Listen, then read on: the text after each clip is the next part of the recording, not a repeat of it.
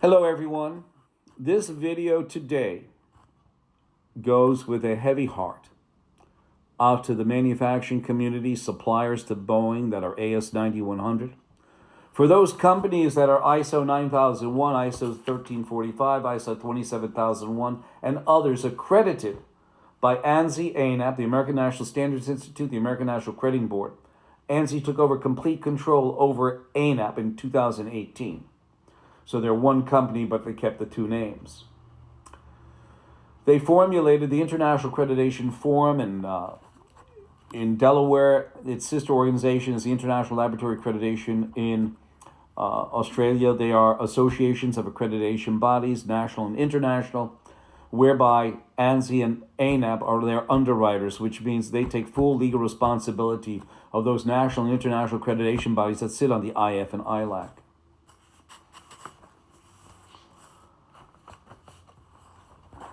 Any of you who have an ANSI-ANAB accredited certificate, doesn't matter what registrar you are, anyone who has a certificate of any flavor, 9001, ISO 9001, ISO 1345, ISO 27001, or any other derivative, that are internationally accredited through IAF and ILAC, as I told you, then your certificates are no good.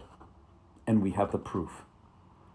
The reason why I do that is not to hurt you, but to bring about truth, integrity in the certification and quality dissemination or disposition or allocation or giving the certificate to your company.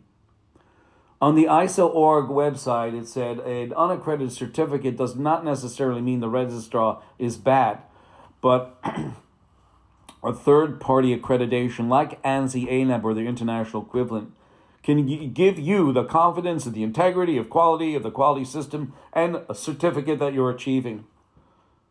Well, I'm going to show you today that Boeing destroyed that along with ANSI-ANAB. Your certificate is not just unofficial. It's not even unaccredited. Your certificate was dispensed to you fraudulently. Yes. And I don't make that up.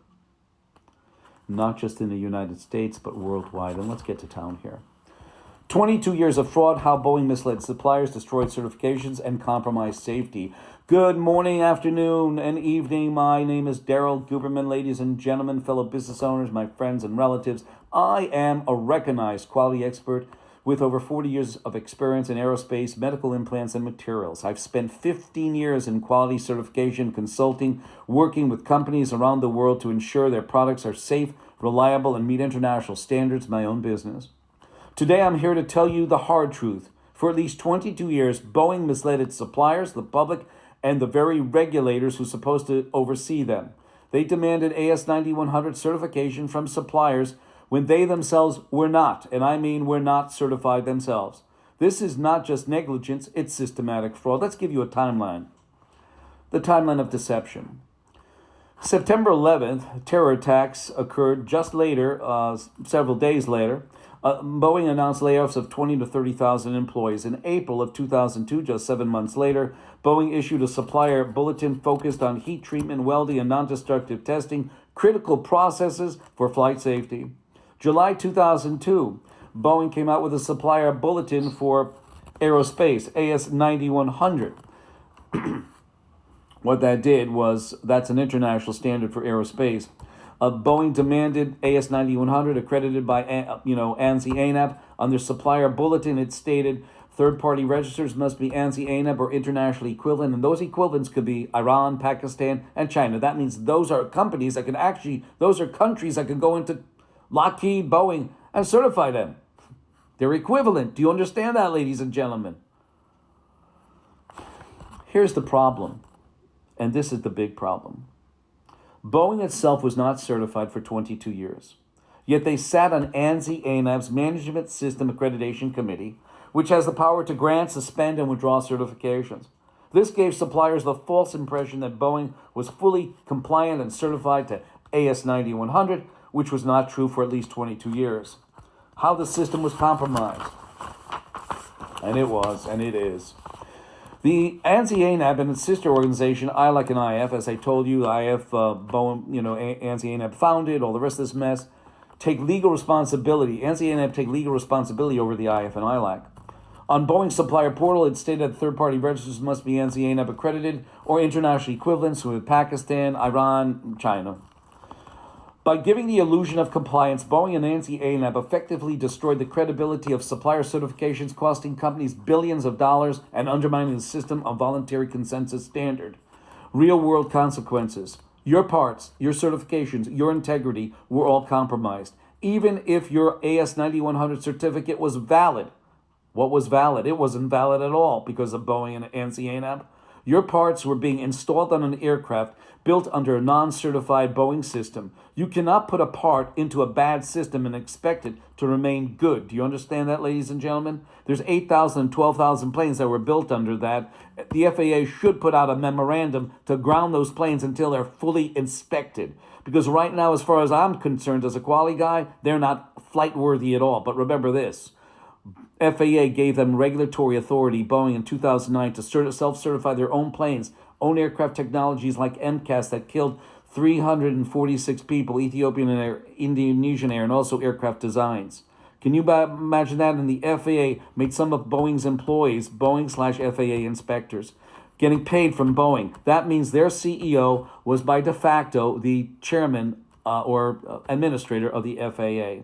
When those two planes went down in 2018 and 19, 10 years later, the FAA spokesperson came out and said, and I quote, "We never allow companies to police themselves or self-certify."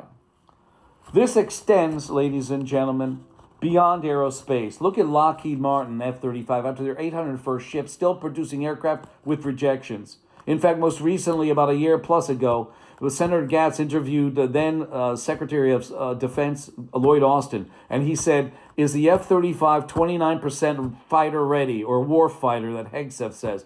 And Lloyd Austin said, yes, that means out of 100 aircraft, 29 were flight ready.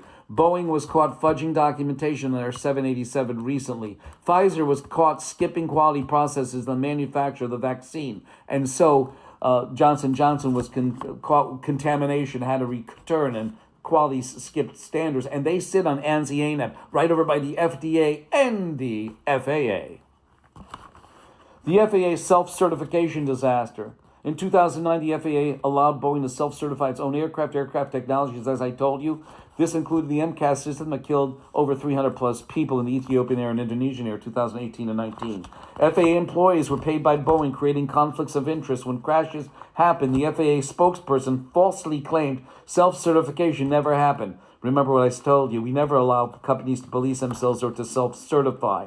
This is further evidence of systematic negligence and fraud. Why this matters to you? I am here to help you. I've spent decades exposing these failures, working with companies to ensure certification means something. When you sent your parts to Boeing, your hard-earned AS9100 certificates were essentially nullified by Boeing's non-compliance. You cannot remain silent. Your certifications, your reputation, the safety of aircraft in the skies. Ladies and gentlemen, this is not a hypothetical problem. It's a 22-year-long fraud perpetrated by Boeing and ANSI-ANAB under the guise of accreditation. It affects all of you who work to uphold quality, integrity, and safety. We must restore real accountability, reclaim certification integrity, and ensure that no company, no matter how large, can mislead the public, regulators, or suppliers ever again. I have done this before. I have helped companies navigate the system correctly. I can help you. Do not accept that piece of paper on your wall. It can be worthless due to the systematic deception, and it is worthless. The time to act is now. You can reach me at 203-556-1493. I suggest do not bury your head in the sand because that piece of paper on the wall is meaningless. 203-556-1493. I thank you.